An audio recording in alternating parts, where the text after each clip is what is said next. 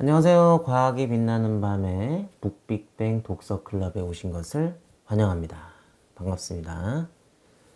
오늘은 제가 신기한 식물 이야기를 좀 해드리려고 합니다.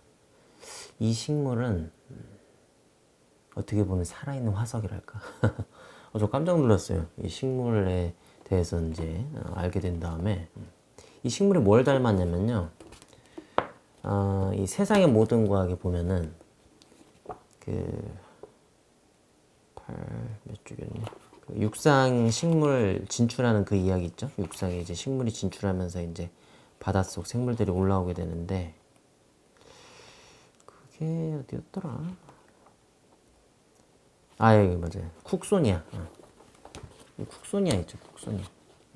여기 보시면 얘가 쿡소니아예요. 이 쿡소니아가 굉장히 뭐랄까 아주 중요한 혁신을 이뤄내잖아요. 얘가 물론 이제 뭐 잎도 없고 뭐 이제 뿌리도 없고 그냥 가느다란 줄기만 가진 식물이지만 얘가 이 줄기에 뭐가 있냐면 관다발이 있어요. 관다발. 하나의 파이프가 있는 거죠. 그래서 이 물을 축축한 이 흙에서 끌어올려 가지고 보낼 수가 있는 거예요. 가지 여기저기로.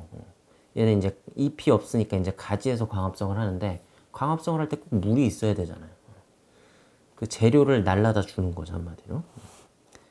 굉장히 중요한 혁신이죠. 우리가 제가 여기서도 비유를 했는데 1800년대 중반에 엘리베이터가 발명되면서 고층 빌딩이라는 것이 탄생할 수 있었던 것처럼 관다발은 식물에게 높이의 한계를 넘어설 수 있는 결정적 혁신이었습니다. 네, 그렇죠. 지금도 뭐 엘리베이터가 없으면은 뭐 기껏해야 한계가 한 5, 6층 정도 되는 거죠. 건물을 그 이상 높이 올려서 짓지를 못하죠. 어떻게 계단으로 다 올라다니겠어요? 근데 엘리베이터가 발명되면서 제가 쭉쭉 올라가게 되죠. 막 30층, 40층 막. 예. 네, 하여튼 그런 엄청난 이제 혁신을 할 수 있는 엘리베이터나 마찬가지인 그런 중요한 혁신을 이뤄냈던 게 바로 그 쿡소니아인데 이 쿡소니아가 지금도 있는 거랑 마찬가지예요. 지금도 살아있는 거랑 마찬가지더라고 보니까 제가 이걸 어디서 봤냐면은 이 식물의 역사라는 책이 있어요. 이 지오북에서 나온 책인데 이상태님이 지으신 책이고요. 이분이 어디서 교수를 하신 것 같던데 전북대학교 생물학과 교수를 지내셨었다가 성균관대학교로 또 오시고 이 교수님이 이제 이 식물의 역사 정말 식물의 그 진화 과정을 쫙 이제 아주 굉장히 자세하게 이렇게 써주신 책이에요. 그래서 진짜 여기 이걸 읽다가 이 솔림란이라는 거를 제가 알게 됐어요. 육지에 상륙하면서 이제 쿡소니아랑 진짜 똑같이 생겼어. 거의 똑같이 생겼어. 제가 보기에는. 이 쿡소니아가 이렇게 생겼잖아요. 제가 보여드릴게요. 태블릿으로. 이렇게 하나의 줄기가 올라오고 그 줄기가 계속 이제 두 개씩 이렇게 갈라지면서 이제 이 식물의 형태를 갖추게 되는데 자 이거 한번 보시면 이게 바로 솔림란이에요. 가만있어 봐. 한번 보세요. 거의 똑같이 생겼죠. 이 위에 뭐 이렇게 포자처럼 뭐가 이렇게 달려있는 것도 똑같아요. 쿡소니아도 이게 달려있잖아요. 가지 끝에 이렇게 무슨 꽃봉오리처럼 해가지고 이제 이게 포자가 나오는 데인데 똑같아. 와, 살아있는 화석. 뭐 물고기도 뭐 이제 실러캔스니 뭐니 이렇게 해가지고 살아있는 화석이라고 하는데 식물에도 살아있는 화석이 있었네요. 야, 쿡소니아를 볼 수 있게 되다니. 이 쿡소니아가 이 솔잎란류더라고요. 쿡소니아도 솔잎란의 한 종류고 지금 살아있는 솔잎란도 네, 맞아 솔잎란이죠. 한 종류인 거죠 한마디로.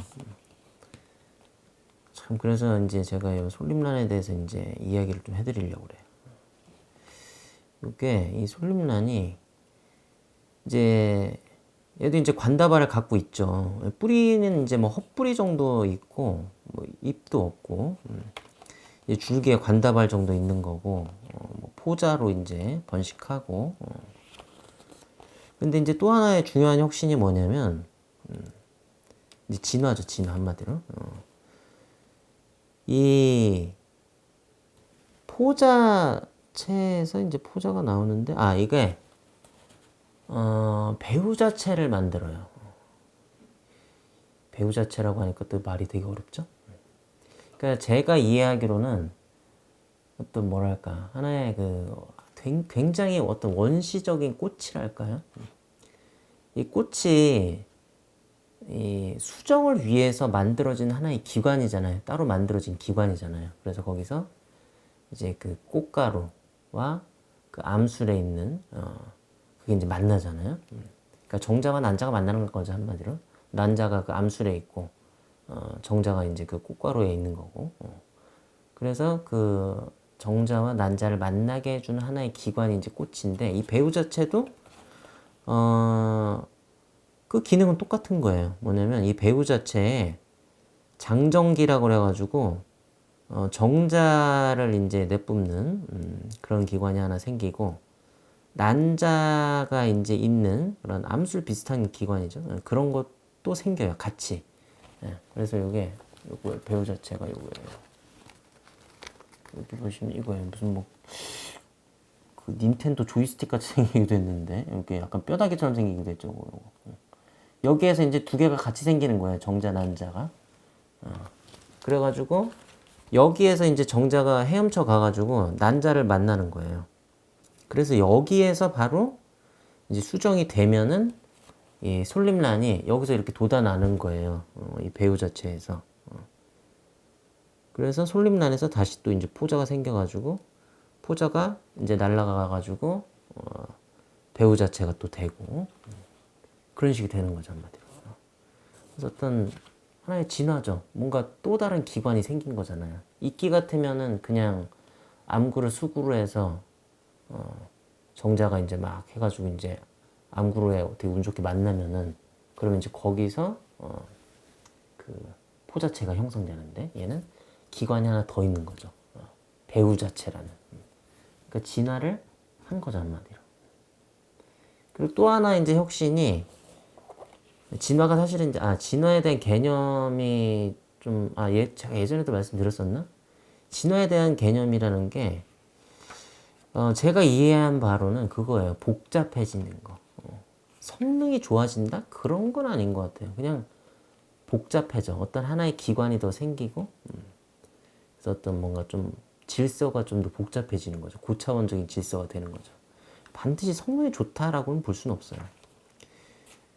왜냐면 솔림란류 같은 경우에 솔림란이 지금 이끼가 좀 뭐 하등한 것 같다, 좀 복잡하진 않죠. 그래서 이제 뭐 하등하다, 원시적이다, 뭐 이렇긴 하지만 이끼가 얼마나 성공적으로 번식을 잘해갖고 막 다 안 사는 데가 없잖아요. 뭐 저 남극에도 살고, 지구에 그냥 뭐 다 살아요. 어디나. 예. 이 모든 대륙에 다 살고 있는데, 솔림란은 그런가요? 아니죠. 솔림란은 되게 찾아보기가 힘든 식물이죠. 저기 뭐 이제 열대지방에는 그래도 꽤 흔하다고 하는데, 그 이상 뭐 이렇게 뭐 추운데 뭐 남극이나 뭐 이제 이런 데서 사는 거 아니고, 우리나라도 한 제주도 정도 그런 데서 이제 자생을 한다고 하더라고요. 물론 이제 팔아요, 이거 솔림란을. 그래서 살 수도 있어요, 이끼는. 꽤 비싸더라고요. 모종 뭐 조그만 거 하나 이제 뭐 3만 원씩 하고 막 그러나요? 하여튼 이끼만큼 성공적으로 막 번식하진 않아요. 근데 하여튼 진화는 했어. 더 복잡해지긴 한 거죠. 그리고 또 이제 하나 혁신을 한 게, 얘가 그 이제 이끼 같은 경우에는 그러니까 정자 난자가 분열한 상태로 오래 살잖아요. 그러니까 수정이 된 거는 되게 짧아요. 수정이 돼서 걔네들이 이제 체세포 분열해가지고 사는 거는 되게 짧죠. 그러니까 그 암이끼 위에 잠깐 기생해서 살잖아요. 그거 잠깐 나와 있잖아요. 그러니까 정자 난자 상태로 이렇게 살아있는 기간이 훨씬 긴데, 근데 이 솔림란 같은 경우에는 수정이 된 상태에서 사는 게 훨씬 길어요. 그렇죠. 우리가 보는 솔림란은 다 수정이 된 상태로 걔네들이 정상적으로 이제 분열해가지고 체세포 분열해가지고 만들어진 개체죠. 이끼 같은 경우에는 그때도 말씀드렸었지만 난자 위에 아기가 태어나가지고 그 잠깐 아기가 살고 다시 포자를 분출하고 사라지죠. 다 또 정자랑 난자가 체세포 분열해서 살고 있는 게 지금의 우리가 보는 이끼들이죠. 좀 약간 불완전해 보이죠. 근데 솔림란은 그렇지는 않다. 정상적으로 이제 정상이라고 말하기엔 좀 뭐한데 하여튼 수정이 된 상태로 상당히 많은 기간을 산다. 이게 또 어떻게 보면 또 중요한 게 왜냐면 이제 수정을 하면은 염색체가 더 많아지는 거잖아요. 이제 한 벌이었다가 두 벌이 되는 거잖아요. 정자랑 난자가 만났으니까. 그럼 이제 이 염색체가 두 벌이니까 똑같은 게 이제 두 벌이니까 얘네들이 서로 상호 보완이 되는 거죠. 그래서 이제 뭐 돌연변이 같은 게 있어가지고 이 돌연변이가 뭔가 문제를 일으키면 얘는 안 되겠어. 그럼 이쪽에 있는 유전자 세트에서 하나 골라가지고 얘가 이제 얘를 보완해 주는 거죠. 돌연변이가 된 이 유전자를 이렇게 해서 보완을 해줄 수 있는 거죠. 그런데 이제 이끼 같은 경우에는 안 되죠. 그게 한 벌밖에 없으니까. 지금 우리가 보는 이끼들은 다 한 벌씩만 갖고 있는 거예요. 그러니까 돌연변이에 좀 취약할 수도 있는 거죠. 하지만 이끼 같은 경우에는 유성생식을 굉장히 물론 짧게 하지만 쉽진 않지만 톡톡이나 이런 애들이 막 사방팔방에서 막 이제 묻혀갖고 오고 하니까 굉장히 유전적으로 그 뭐랄까 풍부할 수는 있을 것 같아요. 곤충을 이용하는 거니까요. 한마디로. 근데 이 솔림란류 같은 경우에는 제가 이해한 바로는 이게 곤충이 여기서 뭐 이걸 다른 데 가서 와가지고 뭐 배우 자체를 해서 막 묻혀서 와가지고 뭐 그렇게 하진 않는 것 같아요. 그냥 하나의 배우 자체에서 이 정자와 난자가 생겨나가지고 서로 만나는 것 같아요. 그러면 아무래도 거의 이제 근친이죠. 이렇게 보면은. 물론 뭐 적극적으로 곤충을 이용한다라는 내용이 어디 있을 수도 있겠는데 하여튼 제가 지금 책에서 읽은 바로는 그런 건 없는 것 같아요. 그래서 아마도 이끼보다는 좀 덜 퍼지지 않았나? 그런 생각도 한번 해봅니다. 이끼는 정말 성공적으로 잘 퍼졌죠. 어디나 다 있죠, 진짜.